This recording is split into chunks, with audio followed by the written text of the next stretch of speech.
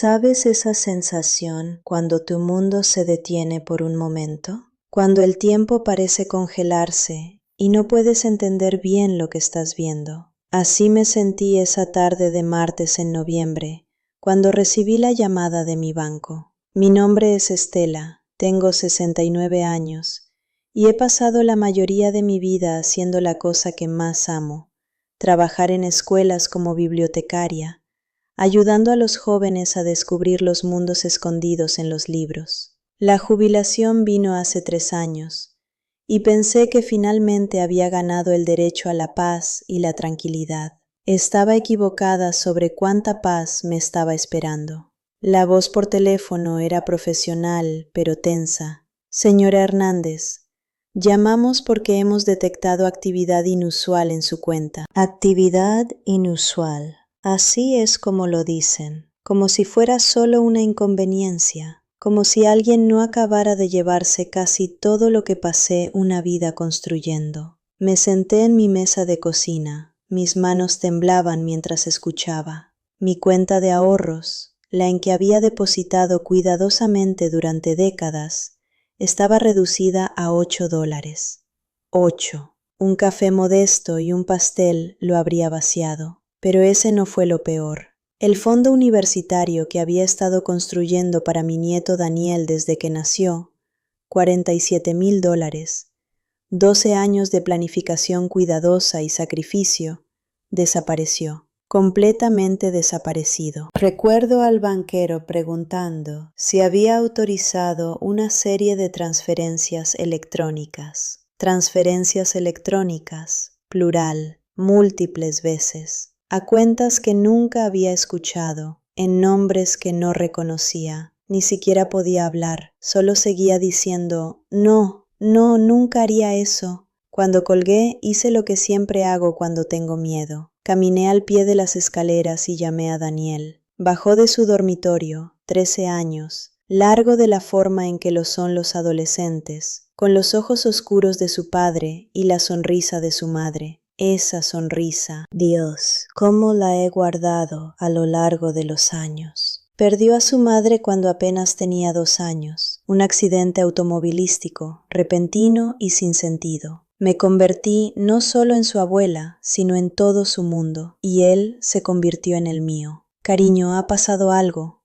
le dije, algo malo. El color se drenó de su cara. Probablemente estaba pensando lo mismo que yo, otra tragedia, otra pérdida. Pero esto era diferente, esto era peor de una forma que no podría haber imaginado, porque esto venía de la familia. Le conté sobre las cuentas, el dinero faltante, todo, y mientras las palabras salían, me di cuenta de lo que significaban. Su fondo universitario, el futuro que había pasado cada dólar extra protegiendo, fue robado. Abuela, dijo Daniel tranquilamente, ¿quién lo hizo? Ahí es cuando me golpeó. Mi hijo Víctor.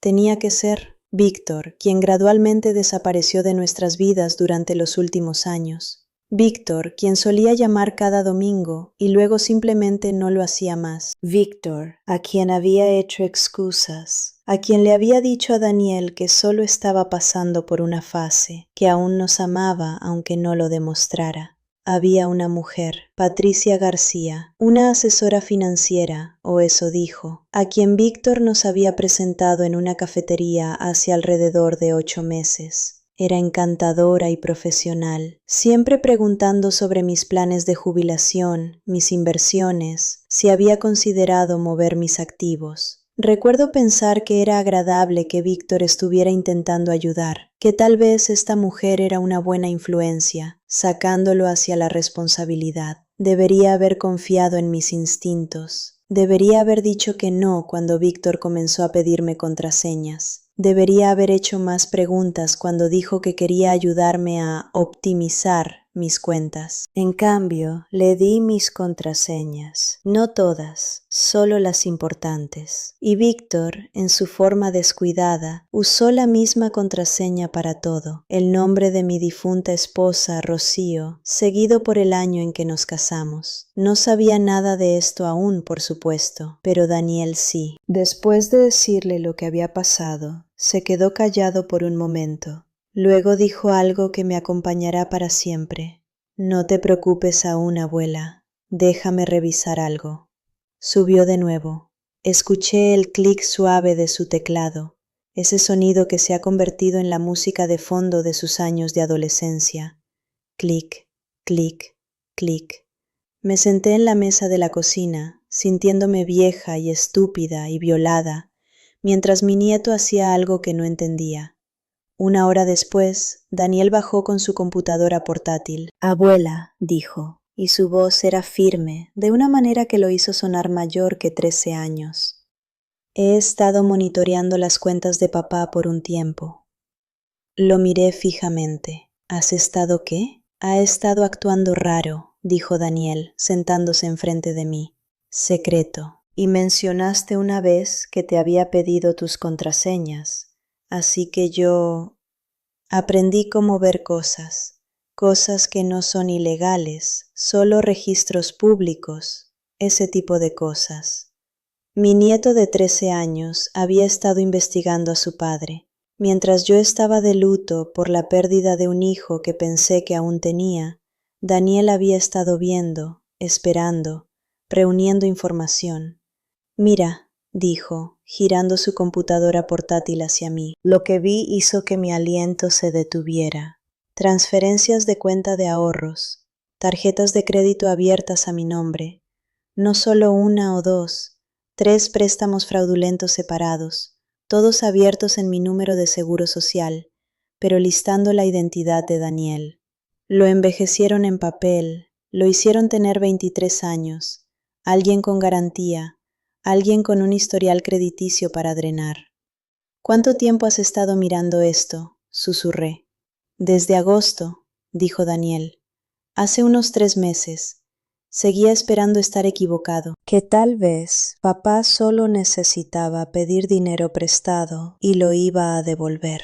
Pero luego la cantidad seguía creciendo y descubrí a Patricia. «No es solo una asesora financiera, abuela. Ha estado apuntando a clientes mayores durante años». Mis manos estaban temblando de nuevo, pero esta vez no solo era de miedo, era de la comprensión de que mi nieto, mi bebé, había estado cargando esto solo durante 3 meses. Daniel había presentado alertas de fraude, había documentado todo, creado hojas de cálculo que habrían hecho llorar a un contador con su precisión. Había reportado a Patricia a la Comisión Bancaria Estatal. Envió a su empleador un archivo de documentación completo con marcas de tiempo y evidencia. Lo había hecho todo en silencio, metódicamente, como un pequeño soldado construyendo su caso para la guerra. Patricia fue suspendida a la medianoche. 3 días después, Víctor llamó. Su voz estaba asustada, extraña de una forma que nunca había escuchado antes. «Mamá, alguien nos está atacando, alguien nos está reportando a las autoridades. No sé qué está pasando, pero necesitamos desaparecer. Patricia dice que necesitamos dejar el país». Sostuve el teléfono lejos de mi oído, como si pudiera quemarme. «Víctor», dije tranquilamente, «sé lo que hiciste». Hubo silencio en el otro extremo. Luego colgó. Las autoridades llegaron 2 semanas después. Víctor y Patricia fueron arrestados dentro de un mes. Patricia había estado robando a clientes mayores durante años. 14 víctimas en total, más de $350,000 robados. Mi hijo se convirtió en una nota al pie en su operación de fraude masiva. Un hombre tan desesperado y tan fácilmente dirigido que estaba dispuesto a traicionar a la madre que lo crió y al nieto que le había dado todas las oportunidades. Patricia intentó cruzar a Canadá cuando supo que todo se había acabado. La atraparon en la frontera. Daniel observó cómo se desarrollaba todo con una extraña calma. No se jactó ni celebró. Solo me ayudó a través de la burocracia de recuperar lo que pudimos, que no era mucho. El banco cubrió la mayoría de mis ahorros, gracias a Dios. El fraude de préstamos estudiantiles fue más complicado, pero Daniel estuvo allí para cada llamada telefónica, cada forma, cada momento de ello. Ahora, 18 meses después, Daniel se sienta en nuestra mesa de cocina con una hoja de cálculo para todo. nuestros comestibles, nuestros servicios, nuestros ahorros de nuevo, creciendo lentamente. Me ha ayudado a implementar protecciones contra fraude que ni siquiera sabía que existían. Me revisa de formas que son tanto protectoras como suaves, nunca haciéndome sentir pequeña por haber sido engañada. Tiene 13 años y es la persona más valiente que conozco. La gente a veces me pregunta si estoy enojada con Víctor. La verdad es complicada. Estoy enojada, sí.